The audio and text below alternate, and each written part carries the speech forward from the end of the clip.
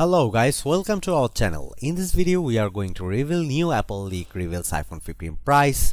If you are a new viewer in our channel, please subscribe to our channel and click the notification bell icon for more video. Thank you. iPhone 15 range leaks have revealed a number of potentially tantalizing upgrades coupled with jaw-dropping price increases. But now a new report claims Apple may slash prices. In a blog post, historically reliable industry insider UX reveals that Apple's internal analysis of underwhelming iPhone 14 and iPhone 14 Plus sales concluded that their decline is far beyond the range predicted, even allowing for ongoing component shortages caused by the pandemic. And as a result, Apple will aggressively price its successors. The biggest problem is the price, the insider reports. This makes sense. The $899 iPhone 14 Plus costs just $100 less than the iPhone 14 Pro, despite having an inferior display, chipset, camera, and older design. With most buyers spreading purchase costs over a 2-year carrier contract, the reason to go Plus instead of Pro is minimal. UX2222 says Apple has explored several options to counter this, including reducing the difference between iPhone 15 standard and Pro model features, but concluded that more aggressive pricing for standard models is the most likely strategy. Bad news for those hoping Apple's potential price cuts for standard iPhone 15 models could see the return of the mini form factor, since UX1122 revealed Apple's aggressive pricing strategy. Significant chatter has built around how the company would achieve that. Slashing the iPhone 15 Plus price has a shockwave impact on the iPhone 15, iPhone 14, which is likely to remain on sale, and even entry-level iPhone SE.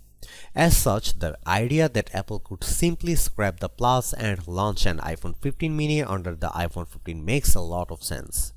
This would enable Apple to create a cheaper entry point to the range, widen the price gap to iPhone 15 Pro models, and leave other prices unchanged.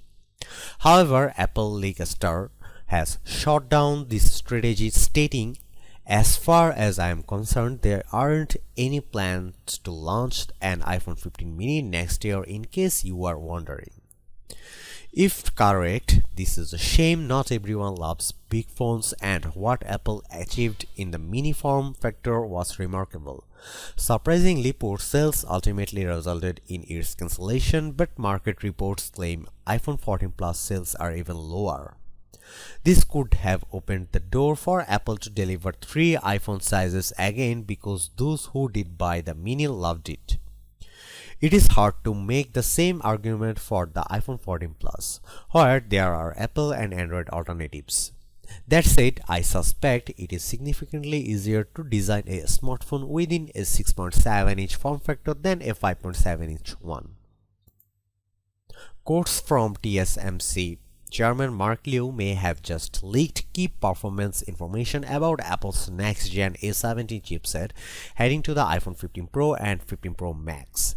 TSMC is Apple's primary chip partner, and Liu spoke about the company's product timelines, confirming that mass production of 3nm chips has begun at its Tainan campus in southern Taiwan. Liu said demand for 3nm chips is very strong, and most production of 3nm chips is the fruit of decades-long collaboration with the local supply chain. But the giveaway came from when Liu spoke about the benefits of 3nm chips, saying their tests reveal they will outperform 5nm chips, requiring 35% less power. While Samsung Foundry has already shipped the world's first 3nm chips for cryptocurrency mining, the TSMC chips will be the first used for consumer devices, and Apple gets priority access to the lion's share of that TSMC produces. Consequently, the M2 chips inside the upcoming MacBook Pro range refresh are hotly tipped to debut this new technology in the first quarter. The timeline then leaves ample time for its transition to mobile for Apple iPhone 15 Pro and Ultra when they launched in Q3.